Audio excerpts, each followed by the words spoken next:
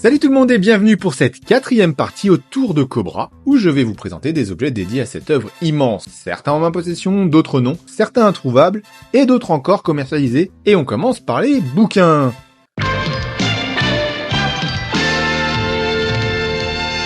Des bouquins autour de Cobra, il y en a quand même eu quelques-uns. Citons déjà les 2 ouvrages généralistes édités par Izan Manga, super intéressants que j'ai en ma possession, Bushi Terasawa, aux frontières de l'imagination. Le premier est sorti en 2018 et propose quelques textes sur Bushi Terasawa, ses œuvres avec beaucoup d'éléments intéressants sur Cobra, une intro au manga numérique et une galerie de dessins et divers croquis. En outre, le one-shot Sigma 45 est présent en fin de volume.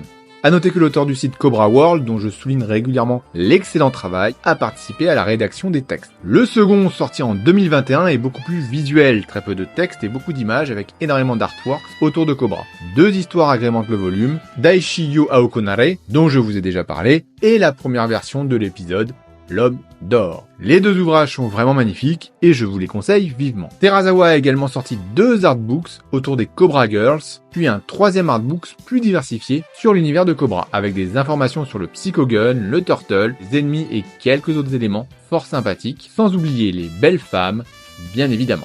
À mon grand désarroi, il y a surtout un ouvrage que j'aurais voulu avoir en version française, sorti en 2015, un ouvrage de 130 pages environ, comportant de nombreuses informations et fiches de personnages autour de notre héros. Il a été réédité en 2019 dans une version augmentée.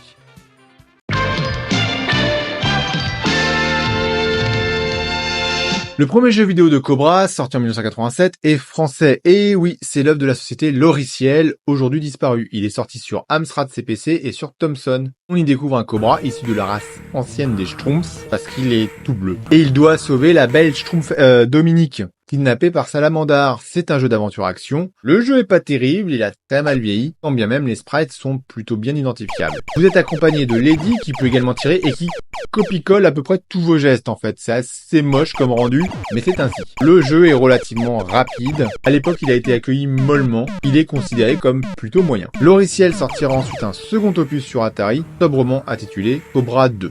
Mais attendez une minute, c'est quoi cette jaquette? Faites un gros plan là pour voir. C'est incroyable. Il y a un Cobra avec un Psychogun qui ressemble à un crochet futuriste, une sorte de Robocop féminin, 3 bipodes issus de Star Wars, des trucs qui ressemblent à des coléoptères de Dune, c'est n'importe quoi. Donc le jeu sort sur Atari en 1989 et... Mais attendez une minute. Ouais, je sais, je me répète. Mais c'est le même jeu en fait. Là, les escrocs. Allez, suivant. Bon, ça tombe bien, on reste en 1989 avec Cobra Kokurui Ono Desensu, développé sur PC Engine par Hudson Soft, la compagnie qui est derrière Bomberman, Bloody Roar ou encore les premiers Mario Party. Il adapte globalement l'histoire du roi dragon noir avec les espèces de requins à tête d'homme. Alors je ne l'ai pas trouvé en émulation celui-ci, mais le peu que j'ai vu me semble très linéaire et pas très compliqué avec des successions d'écrans fixes et des choix à faire. PC Engine oblige, il y a de belles images, mais la console ne tire pas pleinement avantage de ses capacités, notamment pour les musiques qui restent très fades. Hudson récidivera en 1991, toujours sur PC Engine, avec un jeu similaire dans son game design. Cobra 2 Densensu no Otoko, et si vous vous rappelez de ma première partie, j'ai déjà dit ces mots en japonais.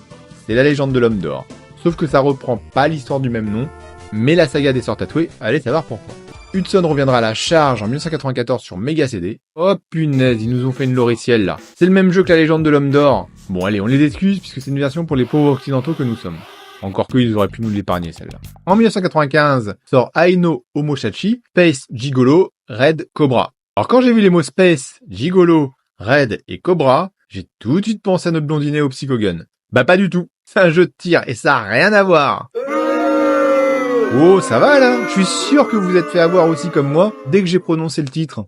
Bon allez, on passe à un vrai jeu Cobra. 1996, sort sur PS1, Space Adventure Cobra The Shooting. Un jeu de tir à la 3e personne. Ah, la bonne époque du passage à la 3D. Eh ben c'est super moche, hein, on s'en doutait. C'est réalisé avec les pieds, c'est réalisé par Takara et c'est nul.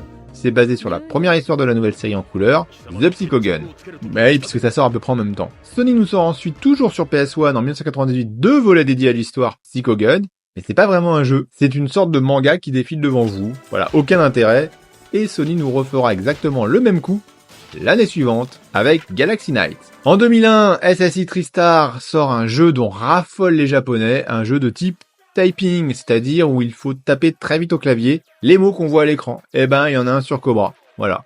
C'est plutôt joli, mais c'est pas du tout le genre de jeu que j'affectionne. En 2005, on quitte nos salons pour aller sur arcade avec un rail shooter créé par Namco, dont le gameplay ressemble un peu à celui de Time Crisis, avec une pédale au pied pour se planquer et recharger. Et le jeu introduit le Psycho Gun qui peut même être amélioré. Il y a 4 modes de jeu et plusieurs missions. Il reprend globalement la trame des Sœurs Tatouées. Et puis après, on n'a plus rien parce que ce sont les seuls jeux Cobra. Et franchement, on n'est pas du tout aidé, c'est vraiment pas terrible. Bon, notez quand même qu'il apparaît dans le jeu Nintendo DS Jump Ultimate Star, mais c'est un personnage parmi plein d'autres comme Seiya, Goku, Ken, Jojo ou encore Muscleman. Je vous avais déjà parlé de ce jeu dans la rétro Hokuto no Ken. En revanche, on a eu le droit à tout un lot de bornes de type Pachislot ou Pachinko. Ces sortes de machines à sous dont je vous ai déjà parlé aussi dans une autre vidéo, cette fois-ci dédiée à Senseiya. C'est un genre, pas vraiment un jeu vidéo.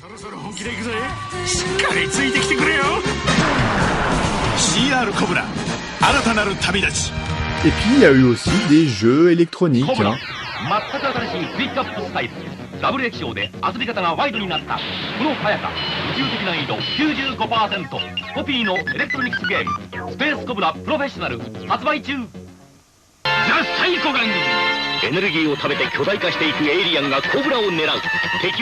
C'est sympa, mais il n'y a pas de quoi non plus être rassasié. Du coup, pour jouer à Cobra, je préfère vous parler de jeux de rôle.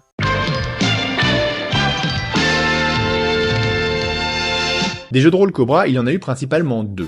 Un édité par Bandai que je ne connais pas du tout, et l'autre que j'ai réussi à me procurer en format PDF. Ce dernier est une initiative française qui existe en 2 ouvrages. Le premier est édité par Pulp Fever, qui a fermé, mais dont le catalogue a été repris par Gamefoo, qui a publié le second ouvrage, avant de fermer aussi, et dont le catalogue a été repris par les éditions du Troisième Œil, qui existe encore, mais qui n'a pas réédité Cobra.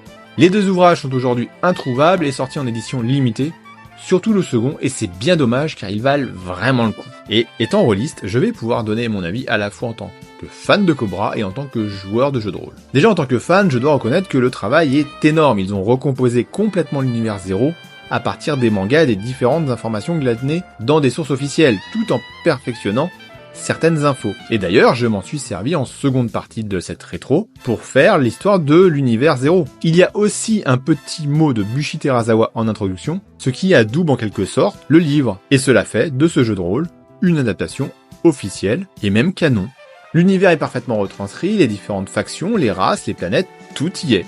C'est vraiment un boulot de dingue. Et très franchement, au-delà même du jeu, l'ouvrage vaut le coup rien que pour la partie encyclopédique dantesque. Maintenant, en tant que rôliste, le jeu est plutôt pas mal avec une bonne prise en compte des spécificités de l'univers. Le système repose sur le jet d'un D66, c'est-à-dire en fait 2D6, entraînant un score de pourcentage de réussite allant de 11 à 66. Sachant que 66 c'est toujours un échec critique, c'est-à-dire que vous ratez l'action. Comme toujours, la première étape est de créer un personnage en choisissant sa race, son genre, son job, et tout un tas d'autres choses. Les races de base sont au nombre de 16. Humains, comme Cobra, androïdes, comme Lady, guerriers Sodès, métamorphes, comme Dog Savalas, ou encore des canards. Ouais, des canards. On peut jouer Donald Duck. Chacune de ces races dispose d'avantages et de capacités particulières. Une fois que vous avez choisi votre race, vous devez répartir 15 points de génétique dans 5 attributs. Le punch, qui représente votre force et votre endurance, les réflexes, le charisme, qu'on appelle gueule pour les hommes et sex appeal pour les femmes, l'intelligence et la psyché, qui va être utilisée pour la magie en gros. Vous devez répartir ces points en tenant compte de votre race, le minimum étant de 0 et le maximum de 6. Sachant que vous pouvez avoir un chiffre négatif, si c'est justifié par un élément particulier. Par exemple, vous pouvez avoir moins 1 en physique parce que vous êtes manchot. Ensuite, le jeu vous permet de choisir votre genre, et ça c'est assez nouveau. Masculin, féminin, ça c'est classique, mais vous pouvez aussi choisir d'être intersexué ou asexué. Et enfin, vous déterminez votre parcours professionnel qui se caractérise par un ou plusieurs jobs. Il y a 5 niveaux de jobs, de 0 novice à 4 maître. Vous devez répartir 3 points de carrière dans un ou plusieurs jobs. Il existe une bonne vingtaine de jobs avec leurs caractéristiques propres, mais vous pouvez en rajouter. On retrouve par exemple l'archéologue, le contrebandier, le gigolo, le pilote, le pirate, le policier. Chacun peut avoir une ou plusieurs spécialités en fonction du niveau atteint dans le job.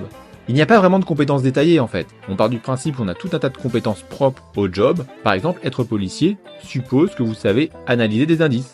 Donc vous avez cette compétence-là. Votre degré de compétence est symbolisé alors par votre niveau dans le job. Si vous avez une spécialité, vous avez un avantage supplémentaire dans vos compétences liées à votre job. Et ça se jouera au jet de dés, j'y reviendrai un peu plus tard. Et puis enfin, vous ajoutez un effet de style à votre personnage, comme fumer le cigare ou draguer les filles. Et là, vous êtes prêt à jouer. Le jeu met aussi en place un système particulier appelé Pulp. C'est votre potentiel héroïque qui vous permet de réaliser des prouesses extraordinaires, genre survivre à un coup mortel. Alors ça me fait penser un peu au point de destin de Warhammer, mais ici le jeu est beaucoup plus généreux sur le nombre de PP, les points Pulp.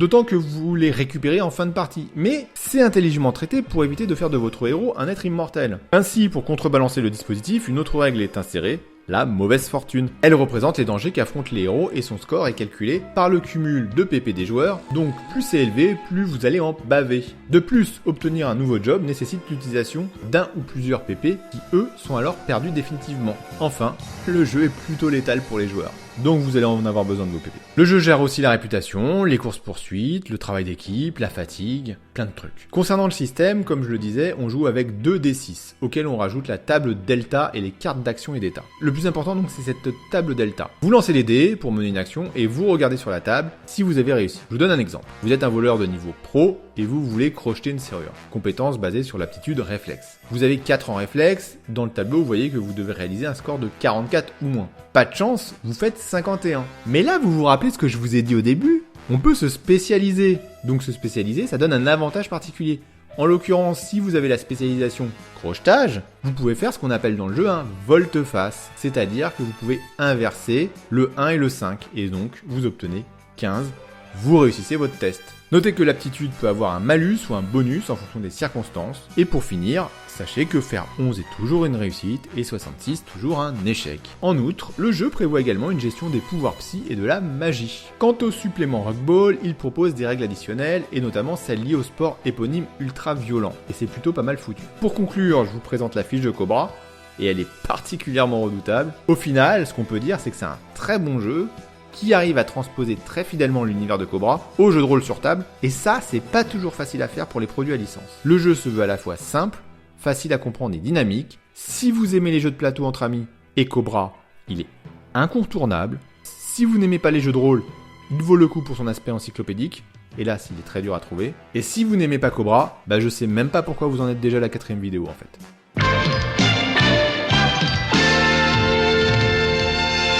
Alors des figurines de Cobra, il en existe un petit paquet, et quelques-unes sont d'ailleurs sorties récemment ou sont en cours de l'être. Évidemment, dans les années 80, on a eu le droit aux produits dérivés sous marque Poppy, le Turtle, qui peut prendre plusieurs formes, et qui est super bien foutu, ou encore un Cobra qui a la particularité de s'illuminer. Plus récente, on peut également mentionner les figurines Figma, elles sont articulées et très bien réalisées, il existe Cobra évidemment, Crystal Bowie et Lady. Si vous cherchez une figurine non articulée à moindre frais, la marque Good Smile Company peut vous convenir. Cobra et Lady sont sortis, j'ai moi-même Cobra et il est plutôt bien réalisé, pour 60 €, ça fait le job. Et enfin, en résine, si vous avez les moyens, il y a des statuettes assez imposantes. Cartoon Kingdom nous a gratifié de 2 Cobras au format 1/6, l'une basée sur le Rugball et l'autre posant avec Dominique et son Airbike. Dans les deux cas, je ne suis clairement pas fan du travail réalisé sur la tête que je trouve assez raté, surtout sur la seconde. Alors j'ai lu quelque part que c'est justifié par le fait que c'est adapté du manga et non de l'animé. Ok, voyons voir ça. La tête du manga, pas vraiment, peut-être le manga en couleur.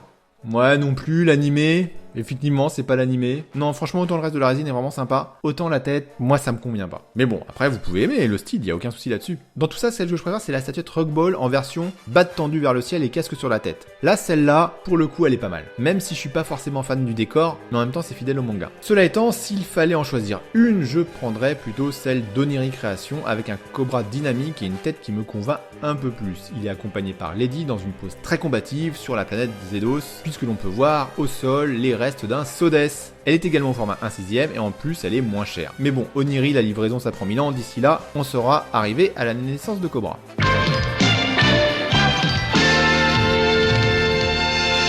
Je finirai cette rétro avec 3 objets qui m'ont marqué, des goodies Cobra, il y en a eu des tas, des autocollants, des briquets, des vêtements, plein de trucs.